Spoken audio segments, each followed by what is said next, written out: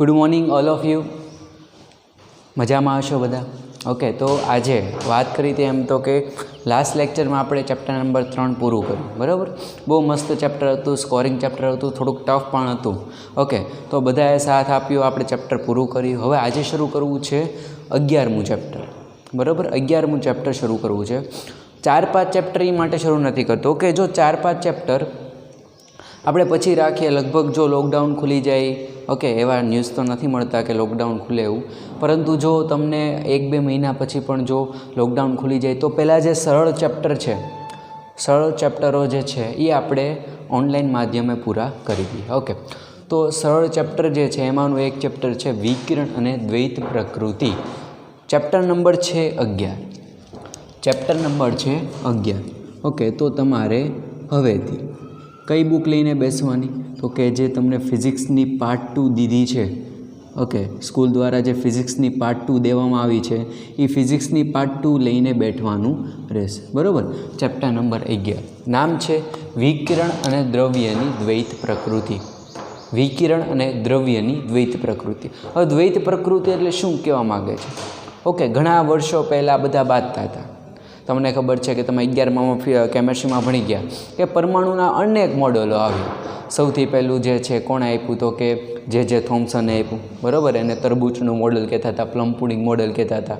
પછી રુથરફોર્ડે આપ્યું, પછી બોહરે આપ્યું, પછી જે છે દ બ્રોગલીએ આપ્યું. ઘણા બધા મોડેલો તમને જોવા મળ્યા હતા, બરાબર. હવે આ બધા મોડેલો એટલે આવ્યા કે જૂના મોડેલો કંઈક ને કંઈક બાબતે નિષ્ફળ ગયેલા હતા, કંઈક ને કંઈક બાબતે થોડી ઘણી ખામીઓ રહી જતી, બરાબર. તો અહીંયા પણ એવું છે કે વિકિરણ અને દ્રવ્યની દ્વૈત પ્રકૃતિ. હવે વિકિરણ અને દ્રવ્યની દ્વૈત પ્રકૃતિ કેવા શું માગે છે?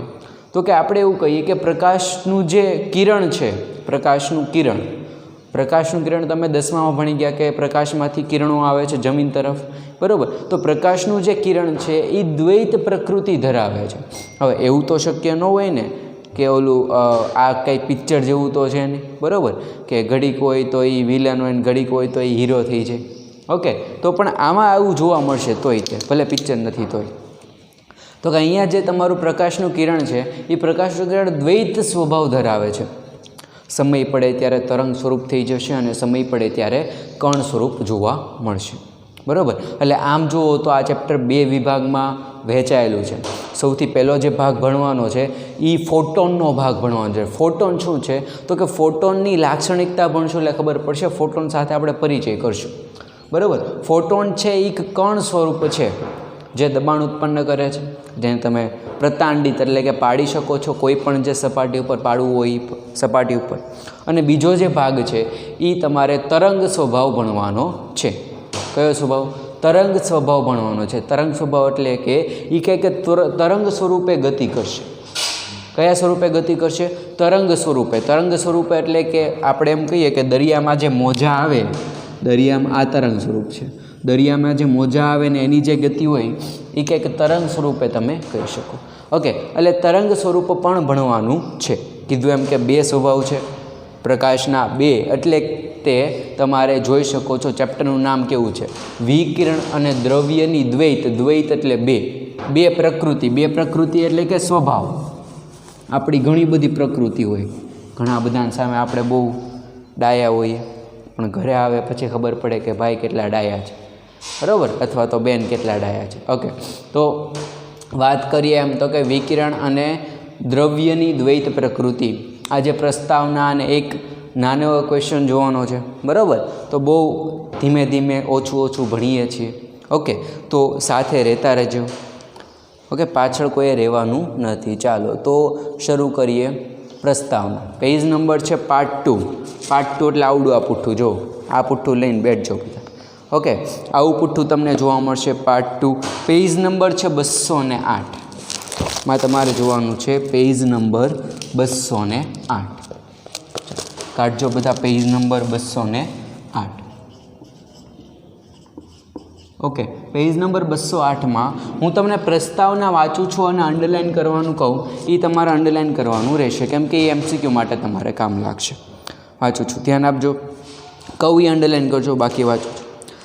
પ્રસ્તાવનામાં વિદ્યુત ચુંબક માટે મેક્સવેલના સમીકરણો અને 1887માં હર્ટ્ઝે મેળવેલ વિદ્યુત ચુંબકીય તરંગો પરથી પ્રકાશનું તરંગ સ્વરૂપ પ્રસ્થાપિત થયું હતું. ઈસવીસન 1895માં વિદ્યુતભારની ઘટના દ્વારા રોન્ઝને એક્સરે અને 1997માં જે થોમ્સને ઇલેક્ટ્રોનની શોધ કરી. હવે આ MCQમાં પૂછી શકે, રોન્ઝને કોની શોધ કરી? તો કે રોન્ઝને એક્સરેની શોધ કરી. રોન્ઝન નામનો વૈજ્ઞાનિક હતો. અહીંયા હોય તો રંજન હોય, બરાબર, પણ રોન્ઝન નામ હતું. ઓકે, રોન્ઝને કોની શોધ કરી? તો કે એક્સરે કિરણોની શોધ કરી. અને જે થોમ્સને કોની શોધ કરી? તો કે જે થોમ્સને ઇલેક્ટ્રોનની શોધ કરી. બરાબર. ઓકે, તો લખતા જાય ચાલો, એટલે તમને અલગથી MCQ પણ ખબર પડે. રોન્ઝને કોની શોધ કરી? તો કે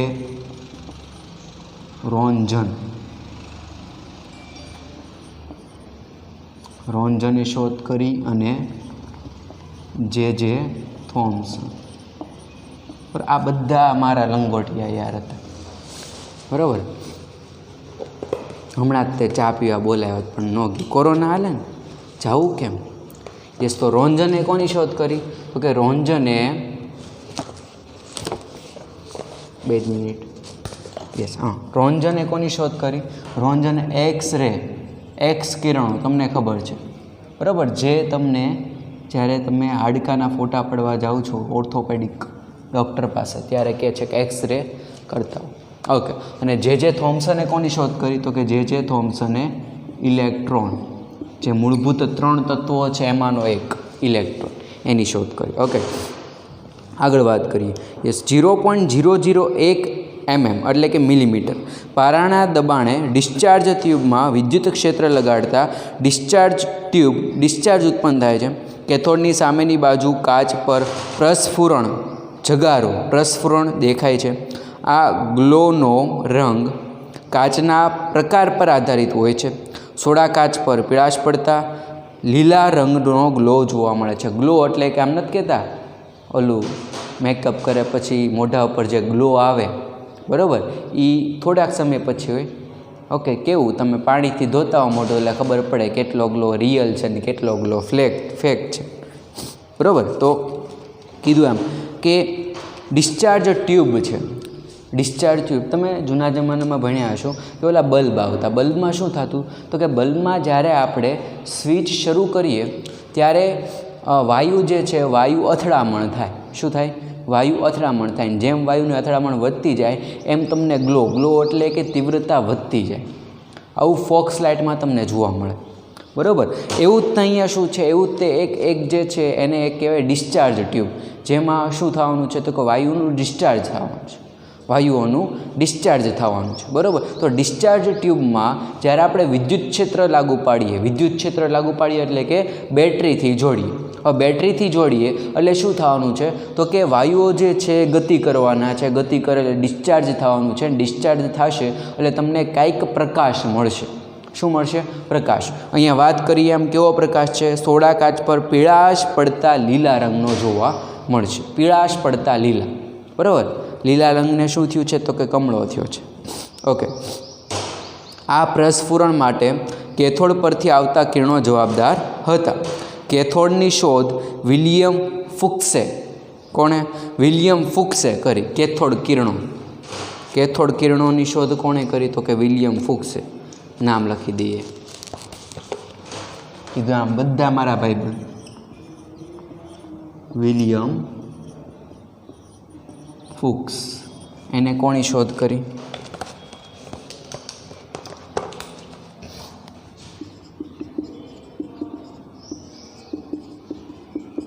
કેથોડ કિરણોની શોધ કરી, બરાબર. ઓકે, ત્યારબાદ તેણે સૂચવ્યું કે આ વિકિરણો ખૂબ જ ઝડપથી ગતિ કરતા ઋણ વિદ્યુતભારિત કણોના પ્રવાહના બનેલા હોય છે, જે કામનું નથી. તમારે આ 3 વસ્તુ તમારે અંડરલાઇન કરવાની રહેશે. ડિસ્ચાર્જ ટ્યુબ પર પરસ્પર લંબરૂપે વિદ્યુત ક્ષેત્ર અને ચુંબકીય ક્ષેત્ર લગાડી જે થોમ્સને સૌપ્રથમ આ કેથોડ કિરણોની ઝડપ અને વિશિષ્ટ વિદ્યુતભારના પ્રાયોગિક મૂલ્ય મેળવ્યા. આ કણોની ઝડપ પ્રકાશની ઝડપ કરતાં લગભગ 0.1 થી 0.2 ગણી માલુમ પડે છે. આ તમારે આખો મુદ્દો અંડરલાઇન કરવાનો છે. કયો? ડિસ્ચાર્જ ટ્યુબ પર પરસ્પર લંબરૂપે વિદ્યુત અને ચુંબકીય ક્ષેત્ર લગાડીને જે થોમ્સને સૌપ્રથમ આ કેથોડ કિરણોના ઝડપ અને વિશિષ્ટ વિદ્યુતભાર એટલે E/m થાય ના પ્રાયોગિક મૂલ્ય મેળવ્યા. આ કણોની ઝડપ પ્રકાશની ઝડપ કરતાં લગભગ 0.1 થી 0.2 ગણી માલુમ પડે છે. હાલમાં E/mનું મૂલ્ય 1.76 × 1011 કુલમ્બ પર કેજી. E/mનું મૂલ્ય કેટલું છે? 1.76 × 1011 કુલમ્બ પર કેજી.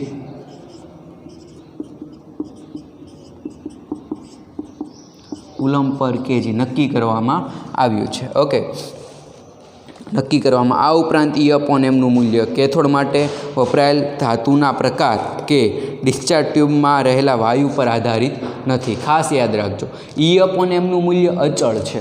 કેવું છે? E અચળ. Eની કિંમત થાય 1.6 × 10-19 અને m જે છે એ થશે 9.1 × 10-31. એ કિંમત મૂકશો એટલે આ જવાબ તમને મળી જશે. એટલે E/mનું મૂલ્ય અચળ છે. કેવું છે? અચળ. ઈસવીસન 1897માં થોમ્સને આ કણોને ઇલેક્ટ્રોન એવું નામ આપ્યું, એને દર્શાવ્યું કે ઇલેક્ટ્રોનના દ્રવ્યનો મૂળભૂત સાર્વત્રિક ઘટક છે. આ શોધ એક મુદ્દો કપાઈ ગયો. આ ઉપરાંત 1887માં એવું પણ જાણવા મળ્યું કે કેટલીક ધાતુ પર અલ્ટ્રાવાયોલેટ પ્રકાશ આપાત કરતાં ઓછી ઝડપ ધરાવતા ઋણ વિદ્યુતભારિત કણો ઉત્સર્જિત થાય છે. તેમજ કેટલીક ધાતુઓને ઊંચા તાપમાને ગરમ કરતાં ઋણ વિદ્યુતભારિત કણો ઉત્સર્જિત કરવાનું માલુમ પડે છે.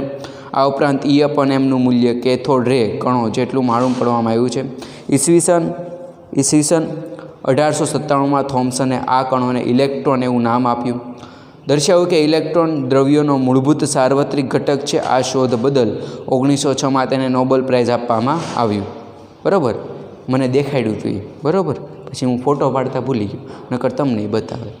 ઈસવીસન 1913માં અમેરિકન વૈજ્ઞાનિક R.A. મિલિકન તેલબુંદના પ્રયોગથી એનું વિશિષ્ટ વિદ્યુતભાર એટલે કે ઇલેક્ટ્રોન પરનો વિદ્યુતભાર 1.6 × 10-19 છે તે નક્કી થયું. આપણને પહેલાં ચેપ્ટરથી ખબર છે, એણે અત્યારે નક્કી કર્યું. બરાબર. આ ઉપરાંત મિલિકાને સાબિત કર્યું કે વિદ્યુતભાર ક્વોન્ટાઇઝ્ડ હોય છે. વિદ્યુતભાર E અને વિશિષ્ટ વિદ્યુતભાર E/mના મૂલ્ય પરથી ઇલેક્ટ્રોનનું દ્રવ્યમાન પણ તમે શોધી શકો. એણે પછી દ્રવ્યમાન ગોત્યું. ઓકે, ચાલો. તો આ હતી તમારી પ્રસ્તાવના. પ્રસ્તાવનામાં જે મેં બોર્ડ ઉપર લખ્યું છે એટલું તમારે યાદ રાખવાનું રહેશે. હવે તમારે 11.2 એટલે કે ક્વેશ્ચન નંબર 1 ત્યાંથી તમારું ચેપ્ટર શરૂ થાય છે.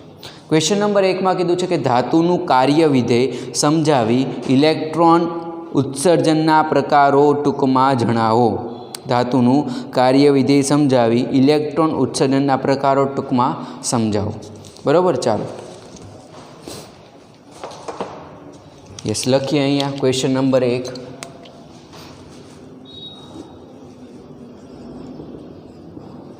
ધાતુનું કાર્ય વિધેય સમજાવી. હવે ચેપ્ટર શરૂ થશે કાર્ય વિધેયથી જ. બરાબર, ઓકે. કાર્ય વિધેય શું છે સમજજો.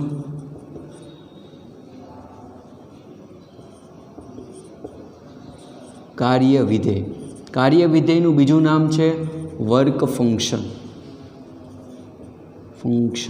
બરાબર, બંને કહેશું એટલે યાદ રાખજો બંને વાક્ય. કાર્ય વિધેય કહેશું અથવા તો વર્ક ફંક્શન એ કહી શકીએ. બરાબર, કાર્ય વિધેય અથવા તો વર્ક ફંક્શન. અને એનો સિમ્બોલ જે છે એ છે φ0. શું છે? ફાઈ અને ટાંગામાં 0 એટલે એને કહેશું આપણે φ0 વર્ક ફંક્શન. શું કહેશું? Work function. ઓકે, તો કાર્ય વિધેય કાં તો વર્ક ફંક્શન બેમાંથી ગમે એ આપણે કહી શકીએ. બરાબર છે. હજુ તો કે કાર્ય વિધેય છે શું?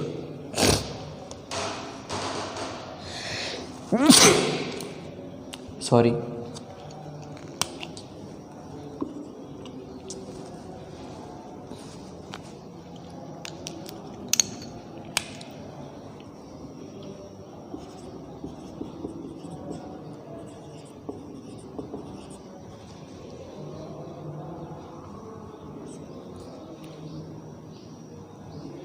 કાર્ય વિધેય જે છે એ એક પ્રકારની ઉર્જા છે. કાર્ય વિધેય જે છે એ એક પ્રકારની ઉર્જા છે. શું છે? ઉર્જા છે.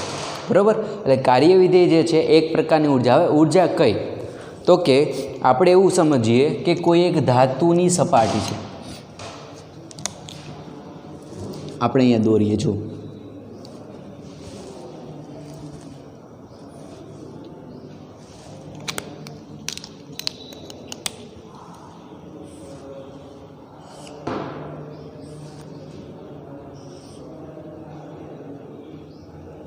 આ શું છે કે આ છે ધાત્વીય સપાટી. ધાત્વીય સપાટીમાં ઇલેક્ટ્રોન હોય, મુક્ત ઇલેક્ટ્રોન હોય. એ તો બધાને ખબર છે કે ધાત્વીય સપાટી છે તો એની પાસે મુક્ત ઇલેક્ટ્રોન, હા ધન વિદ્યુતભાર હોય જકડાયેલા, અને એની આજુબાજુ મુક્ત ઇલેક્ટ્રોન હોવાના. આ ધાતુની સપાટી ઉપર ધન વિદ્યુતભાર જકડાયેલા છે અને મુક્ત ઇલેક્ટ્રોન જે છે એ અંદર બેસેલા હશે. હવે વાત એ છે કે આ મુક્ત ઇલેક્ટ્રોનને આપણે બહાર કાઢવાના છે, ખેંચીને બહાર કાઢવાના, બરાબર. તો એ બહાર કાઢવા માટે શું આપવું પડે? ઓલ નથી કહેતા કે તમને તમારી માટે ટકા સારા લાવવા હોય તો કંઈક લાલચ આપવી પડે કે જો તમારે 12મામાં 90 ઉપર ટકા આવશે તમને બાઇક લઈ દઈશું, કાં તો સ્કૂટી લઈ દઈશું, કાં તો નવો ફોન લઈ દઈશું, બરાબર. એ જ રીતે જો તમારી પાસે કંઈક કામ કરાવવું હોય તો એવું કહેવું પડે કે તમને ભાઈ ડેરી મિલ્ક આપશું તો તમે ઘરની બહાર નીકળો.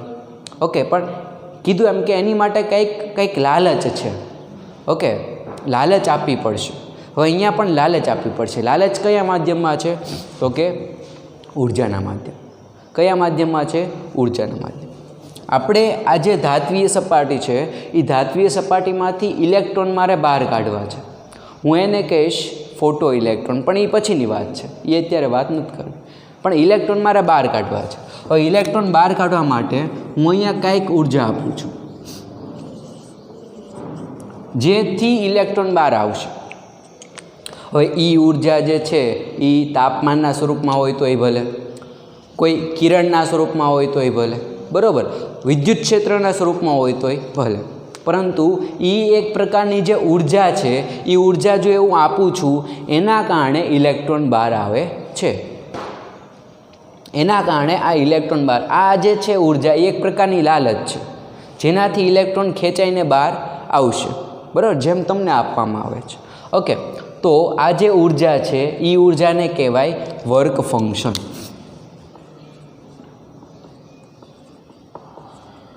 ને તમને ખબર છે કે લાલચ જે છે ને એ લિમિટેડ હોય. ધારો કે તમે એક ડેરી મિલ્કથી અથવા તો એક બાઇકથી ધરાઈ જતા હોય, એક બાઇકથી તમને સંતોષ થઈ જતો હોય તો પછી બીજી બાઇક ન આપે કોઈ, એક મોબાઈલથી સંતોષ થતો હોય તો પછી બીજો મોબાઈલ ન આપે.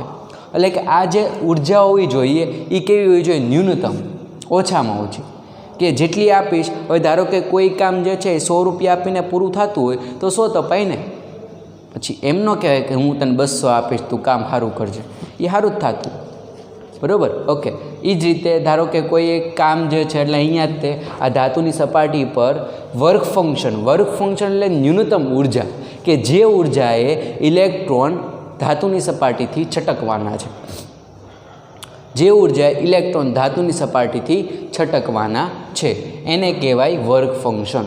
એટલે વર્ક ફંક્શન હજી એકવાર સમજાવી દઉં, પહેલેથી સમજો. તો કે આ કોઈ એક ધાત્વીય સપાટી હતી, એ ધાત્વીય સપાટીમાંથી મુક્ત ઇલેક્ટ્રોન છે એની અંદર. હવે મુક્ત ઇલેક્ટ્રોનને મારે બહાર કાઢવા છે, મુક્ત ઇલેક્ટ્રોનને મારે બહાર કાઢવા છે એ મારે એને આપવી પડે લાલચ. તો લાલચ આપવા માટે આપણે શું આપી? ઉર્જા, બહારથી કંઈક ઉર્જા આપી. એ ઘણા બધા સ્વરૂપે છે, એ આપણે ભણીએ સ્વરૂપ કયા કયા છે. તો મુક્ત ઇલેક્ટ્રોનને બહાર કાઢવા માટે મેં ઉર્જા આપી, એ ઉર્જાને કેવી, શું કહેવાશે? Work function. અને આ જે ઉર્જા છે એ ઉર્જા કેવી હશે? તો કે આ જે ઉર્જા છે એ હશે ન્યૂનતમ. ન્યૂનતમ એટલે કે ન્યૂનતમનો મિનિંગ શું? ધારો કે 3 EVથી કામ બને છે, આ કોઈ એક ધાત્વીય સપાટી છે એમાંથી 3 EV ઉર્જા આપું. EV જે છે એ ઉર્જાનો એકમ છે, EV જે છે એ ઉર્જાનો એકમ છે.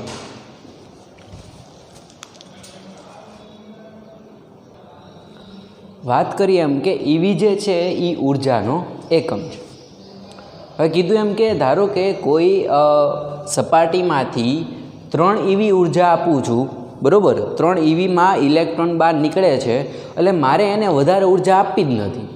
તો એ જે 3 EV ઉર્જા છે એ 3 EV ઉર્જાને શું કહેવાય? વર્ક ફંક્શન, કાર્ય વિધેય.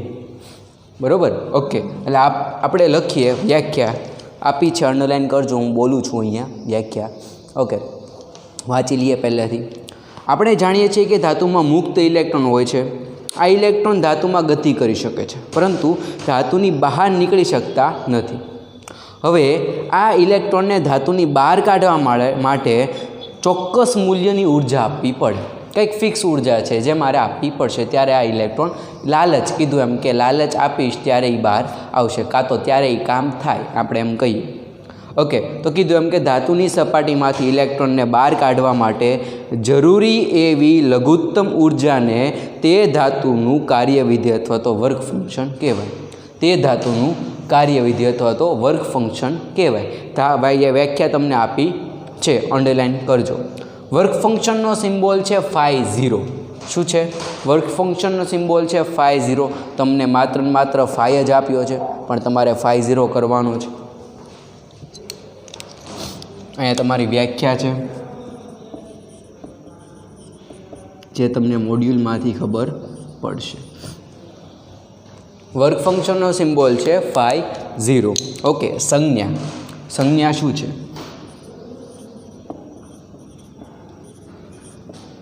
સંજ્ઞા છે φ0. ઓકે, સૂત્ર હશે ને કંઈક? હોય જ તેને, સ્વાભાવિક છે. સૂત્ર શું છે? તો કે સૂત્ર છે φ0ના બે સૂત્ર છે. કયા? તો કે પહેલું સૂત્ર છે HC/λ0. આ 0 ટાંગામાં છો ને આ લેમડા છે, મારો લેમડા આવો થશે. બીજું સૂત્ર શું છે? φ0 = HF0. ઓકે, λ0 ને F0 શું છે? તો કે λ0 ને કહેશું આપણે λ0 જે છે એને કહીશું થ્રેશોલ્ડ તરંગ લંબાઈ. શું કહીશું આપણે? થ્રેશોલ્ડ તરંગ લંબાઈ. અને જે F0 છે, F0 ને કહીશું આપણે થ્રેશોલ્ડ આવૃત્તિ. શું કહીશું? થ્રેશોલ્ડ આવૃત્તિ. હવે વાત કે સાહેબ H અને C શું છે? તો કે H અને C અચળાંક છે. H અને C શું છે? તો કે H જે છે એને કહીશું પ્લાન્કનો અચળાંક. કોણ? પ્લાન્કનો અચળાંક. કિંમત ફિક્સ છે. અચળાંક છે એનો મતલબ એમ કે કિંમત ફિક્સ હોય. શું કિંમત છે? તો કે 6.63 × 10⁻34. યાદ રાખવાની છે બધાએ. બધા દાખલામાં આવશે આ કિંમત 6.63 × 10⁻34. એકમ છે જૂલ ઇન્ટુ સેકન્ડ. શું છે? એકમ છે જૂલ ઇન્ટુ સેકન્ડ. પછી બીજું જે છે સી ને કહેવાય પ્રકાશનો વેગ. ઓબ્વિયસ છે કે શૂન્યાવકાશમાં જ તે લેવાનો છે. એની પણ કિંમત ફિક્સ છે 3 × 10⁸ મીટર/સેકન્ડ. ઓકે, તો આ તમને મળશે φ0 એટલે કે વર્ક ફંક્શન. બરાબર, વર્ક ફંક્શન. હવે વાત એ કે φ0ના સૂત્ર આપ્યા નથી, યાદ રાખવાના? હા, યાદ રાખવાના છે. દાખલામાં આવશે φ0. ફરીવાર રિવિઝન કરાવી દો. φ0 શું છે? તો કે φ0 એક પ્રકારની લાલચ છે. લાલચ એટલે કે ન્યૂનતમ ઉર્જા છે કે જે ઉર્જાએ કોઈ એક ધાતુ છે કે ધાતુમાંથી ઇલેક્ટ્રોન ખેંચાઈને બહાર આવશે. હવે એ ઉર્જા કઈ રીતે આપી શકો? ઉર્જા આપવાના કાંઈક તો પ્રકાર હશે ને, કે ગરમી કરો ત્યારે મળે, વિદ્યુત ક્ષેત્ર આપો ત્યારે મળે, બરાબર, કંઈક કિરણો એને આપો ત્યારે મળે. હવે એવા તમને 3 પ્રકાર જોવા મળશે નીચે, બરાબર. φ0માં એક વસ્તુ હજી બાકી છે કે φ0 આધાર કોની ઉપર રાખે? તો કે φ0 માત્ર ને માત્ર ધાતુની સપાટી પર આધાર રાખે છે. કોની ઉપર? ધાતુની સપાટી. જો નીચે આપ્યું છે. યસ, φ0નો એકમ એક બાકી રહી ગયો, કહી દઉં છું. φ0નો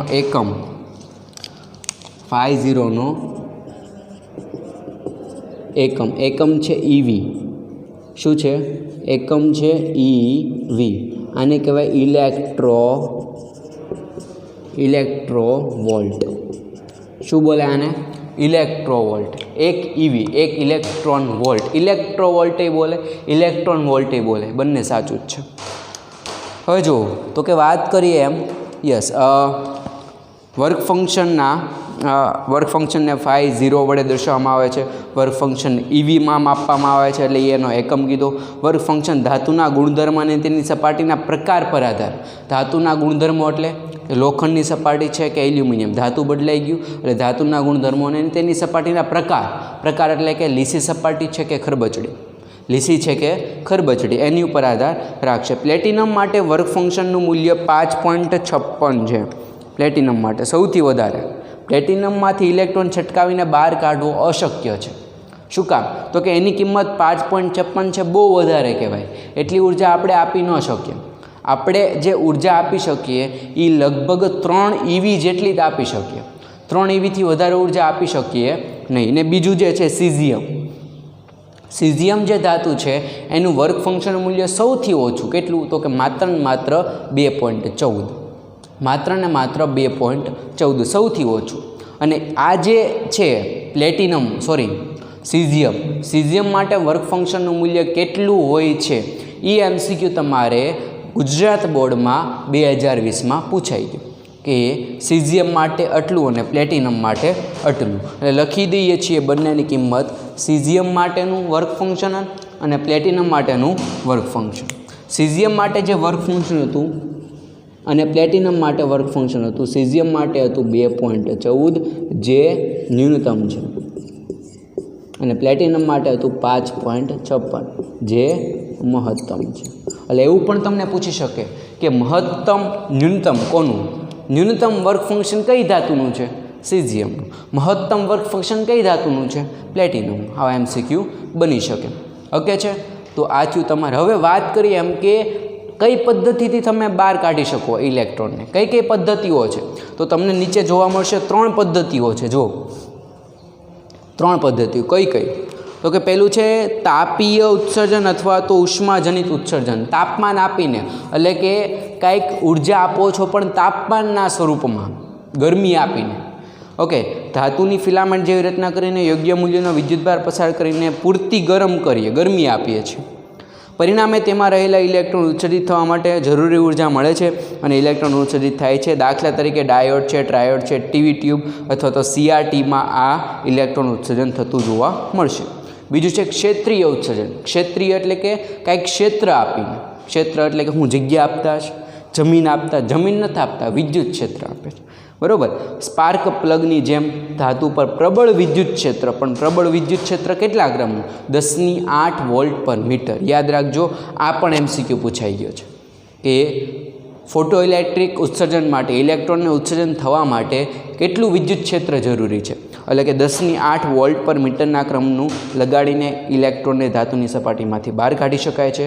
ત્રીજું, ફોટો ઇલેક્ટ્રિક ઉત્સર્જન. જ્યારે ધાતુ પર મોસ્ટ MP, આ આપણે ઉત્સર્જન ડિટેલમાં જોવાનું છે આગળ. જ્યારે ધાતુ પર યોગ્ય આવૃત્તિવાળો પ્રકાશ આપાત કરવામાં આવે, યોગ્ય આવૃત્તિ એટલે કે જેટલી જોતી હોય એટલી જ તે, એનાથી ઓછી આવૃત્તિ આપશું તો ફોટો ઇલેક્ટ્રોન મળશે નહીં. યોગ્ય આવૃત્તિ એટલે જ લખ્યું યોગ્ય આવૃત્તિવાળો પ્રકાશ આપાત કરવામાં આવે ત્યારે ધાતુની સપાટીમાંથી ઇલેક્ટ્રોનનું ઉત્સર્જન થાય છે. આ ઘટનાને ફોટો ઇલેક્ટ્રિક અસર અને આ રીતે ઉત્સર્જન થતા ઇલેક્ટ્રોનને ફોટો ઇલેક્ટ્રોન્સ તરીકે ઓળખવામાં આવે છે. બરાબર. આ આપણે ડિટેલમાં જોવાનું છે, એટલે હું આમાં ડિટેલમાં જતો નથી. પછી તમને કીધું છે કે પરમાણુય ન્યુક્લિયર માટે એ એકમ જણાવો. ઓકે, આપણે 1 EV. હવે જો તમારે દાખલામાં કામ લાગશે. ઇલેક્ટ્રોન વોલ્ટ ને તમારે જૂલમાં ફેરવવું છે. ઇલેક્ટ્રોન વોલ્ટ જે છે એને તમારે જૂલમાં ફેરવવું છે. બરાબર. તો આપણે લખીએ કે EVમાંથી જૂલમાં જવા, EVમાંથી જૂલમાં જવું છે તો શું કરશું? તો કે EVમાંથી જૂલમાં જવું છે તો ગુણાકાર કરશું. શું કરશું? ગુણાકાર. કોના વડે? 1.6 × 10⁻⁻19 વડે. તો EVમાંથી જૂલમાં ફરી જશે. પછી બીજું, જૂલમાંથી EVમાં જવું છે જૂલમાં તમને જવાબ આપ્યો છે, તમારે જોઈએ છે ઈવીમાં, તો શું કરશું? તમારે જોઈએ છે ઈવીમાં, તો શું કરશું? તો આપણે કરશું ભાંગ્યા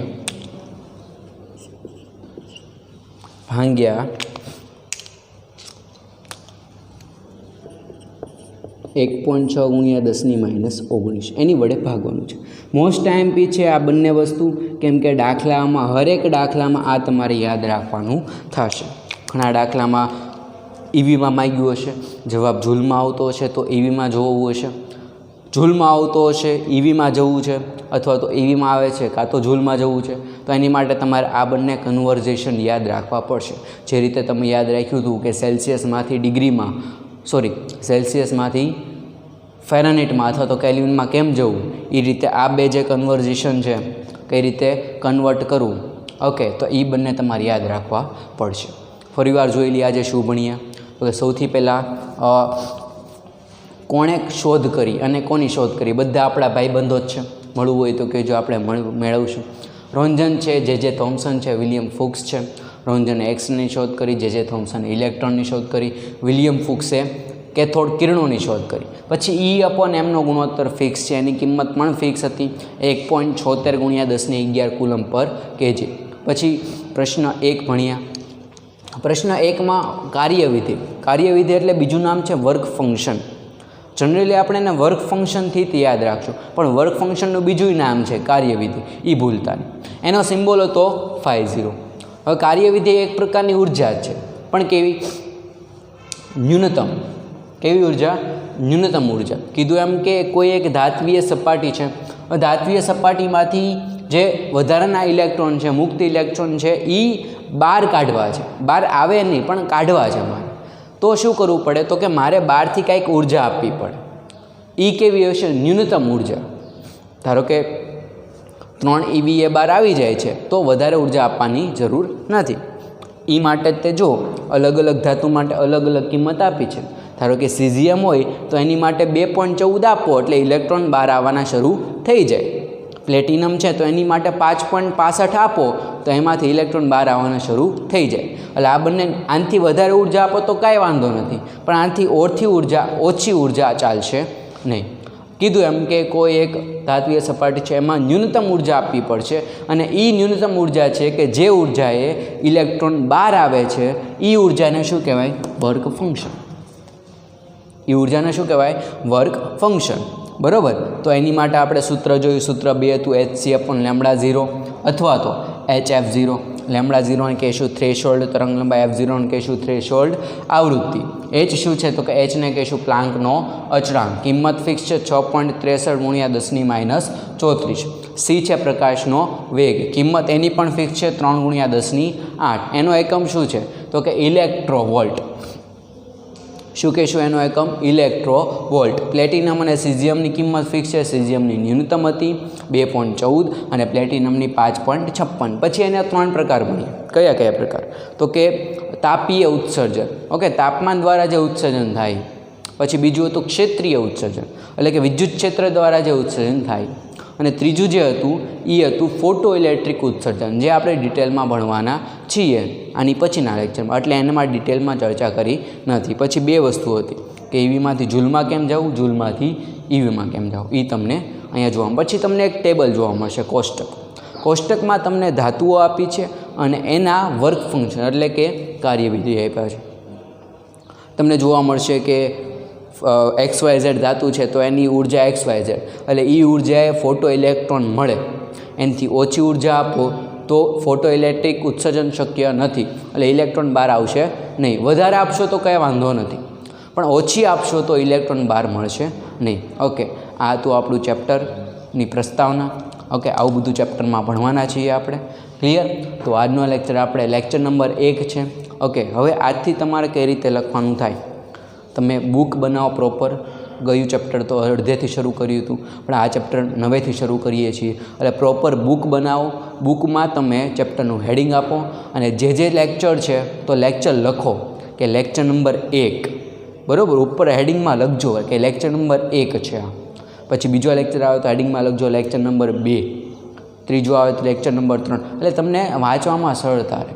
તમારે ધારો કે કોઈ એક ડાઉટ હોય તો તમને ખબર હોય કે આ લેક્ચર નંબર 3માં ચાલ્યું હતું, એટલે તરત તમારે લેક્ચર નંબર 3 જોઈને તમે એમાં સોલ્વ કરી શકો.